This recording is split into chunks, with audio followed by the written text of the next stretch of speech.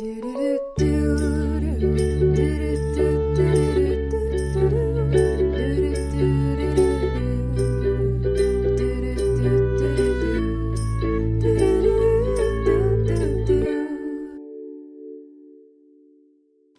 everyone, welcome to the episode Through You. I know it's crazy, I actually have a title for today. What would you know? I actually realized today, I don't have an episode recorded for tomorrow, so yes, it is Sunday night. Yes, this is kind of sort of last minute, but that doesn't mean that I want to sacrifice the quality of the episode because I have been preparing all day. That being said, I thought about recording this morning and had written down some notes, but I felt like I was missing something, and I felt like I hadn't quite got all of the things I needed in order to record the episode. So I went to church, and boom, both talks in sacrament meeting were almost directly related to what I wanted to talk to about today. The thing that makes me really grateful is that this kind of shows, at least in my opinion, that I'm in tune with what he wants me to talk about. Because when I want to talk about something and then I'm not sure I have enough information on it yet, and I go to church or I go to a devotional or just something happens in my life that is in tune or matches what I wanted to talk about, I feel like it's kind of Heavenly Father saying, yeah, that's what I want you to talk about. Here's some more content, or here's some more information you can talk on. So today in Sacrament, they talked about how the simple things we say can make all the difference, and our encouragements to others matter. And then the second talk was about belonging. I've added, the thing is that we can be the person to help others feel like they belong. And I think that's important. And then, in addition to all of that, I have some other notes that I thought I would share. So, to get started, I wanted to talk about being fragile. And I have this little song, so I'm going to play it because as I was making breakfast this morning, I thought about this song and thought, you know what, this would be a good song to share. So I'm going to share it. Here we go.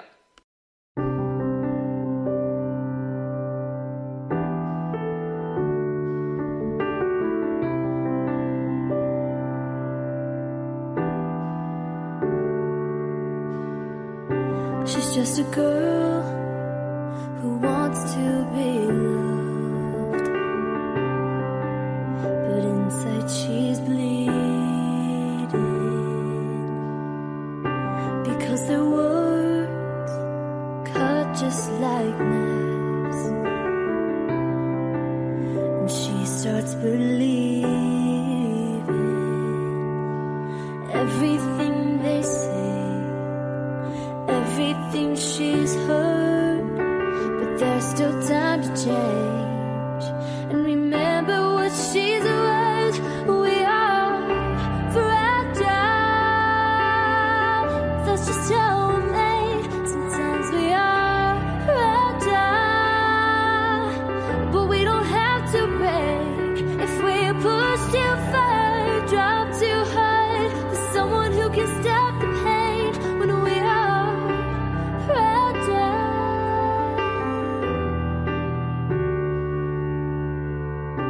He's just a boy who wants to belong, but nobody sees him. And when they do, they point out what's wrong, and he starts believing everything they say, everything he's heard, but there's still time to change and remember what he's worth. We are fragile, that's just how we're made. Sometimes we are fragile, but we don't have to break. If we're pushed too far, drop too hard, there's someone who can stop the pain when we are fragile. So no matter what they say, no matter what they say, he will take your place. No matter what they His love will light the way. His love will light the way. We are fragile. That's just how we're made. Sometimes we are fragile, but we don't have to break. If we push too far, drop too hard, there's someone who can stop the pain. When we are fragile, when we are fragile.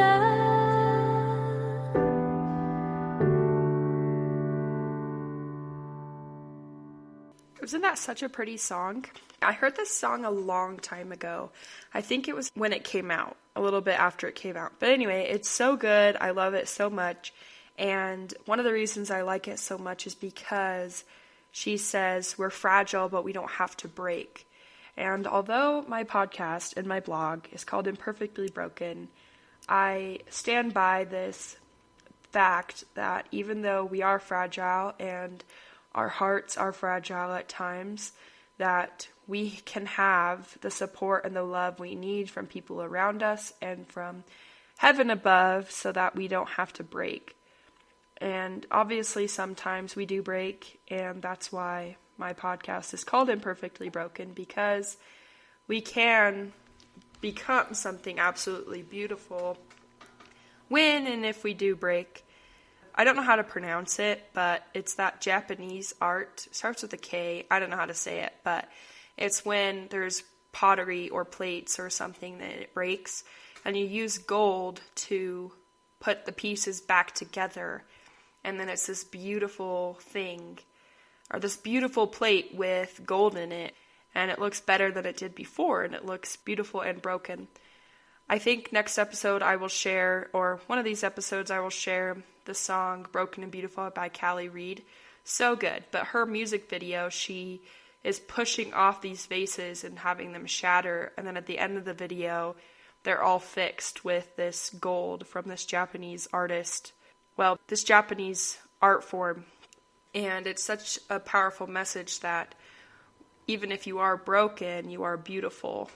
So I feel like I contradicted myself there. We don't have to break, but if you do break, what I'm trying to say at the end of the day is that no matter what happens, no matter if you break or if you don't break, you can be built up again, and you can be stronger than you were before.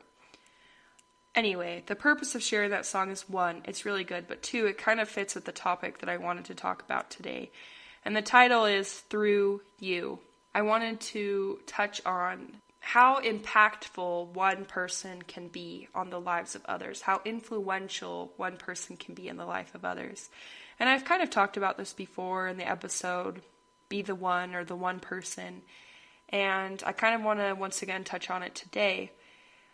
I had an old young woman leader text me today, and she said, "Hey, today the young woman lesson is about how Jesus Christ can help me overcome my fear.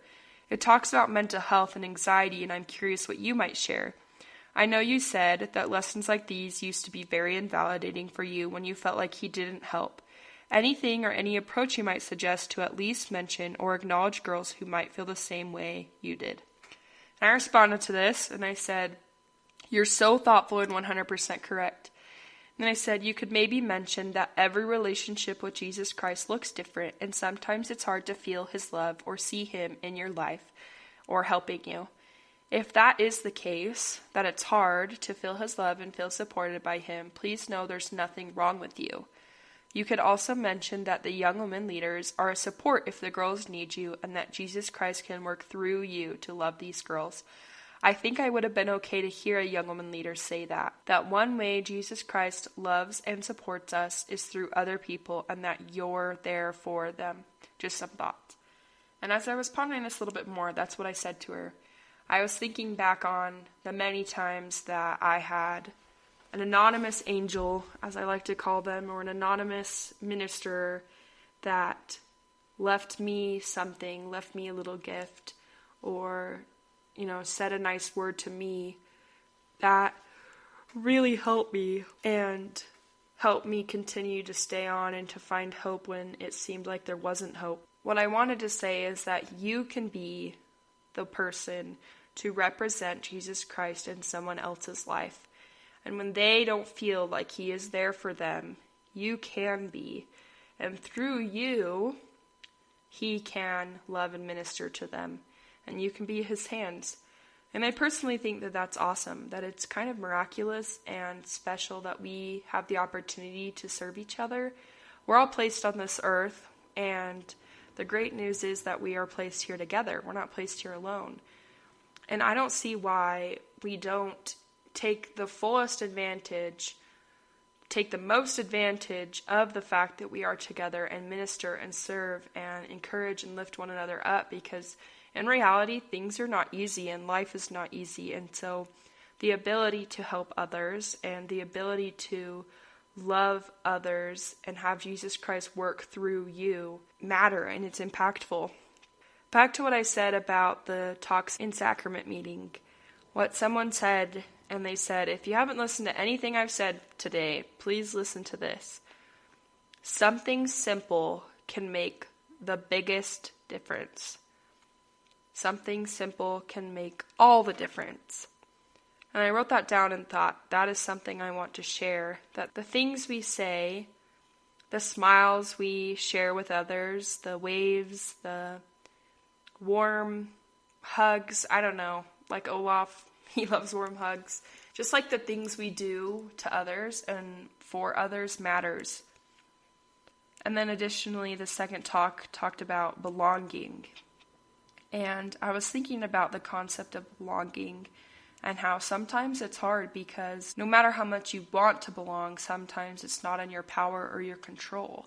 But the thing that I really want to point out is that when you are in a group where you already do belong, you have the power and the influence to help others belong in a place where you already do. And obviously, it's easier said than done, but I encourage you to think a little bit more about that. What is one way you can help someone else feel like they belong or that they matter?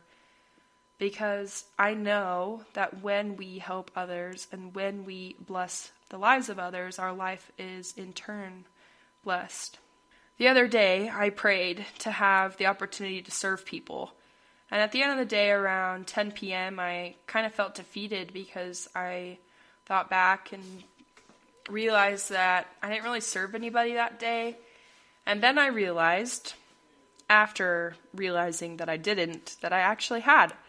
3 people, students, text me and asked me to help them with their APA citations.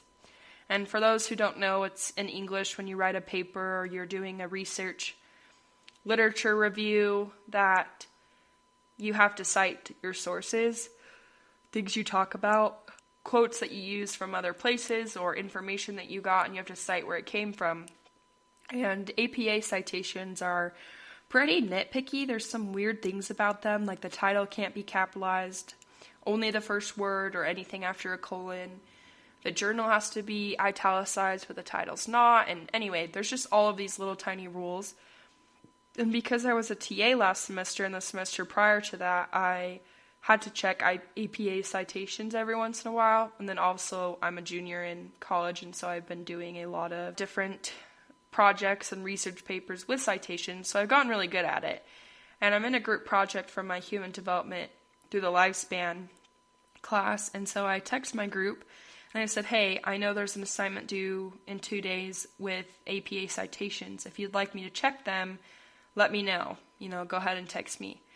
And 3 girls had texted me that day asking me to help them look over their citations. It was really satisfying and felt really awesome to help them, especially because none of them were correct. And I don't mean that in a bad way. I just mean I felt useful, that I actually was able to help them and show them how to do it right so that they didn't have points docked off. I didn't serve anyone in person, and I didn't write a note for someone or give someone a ride or something like that, but I did help 3 people with their APA citations.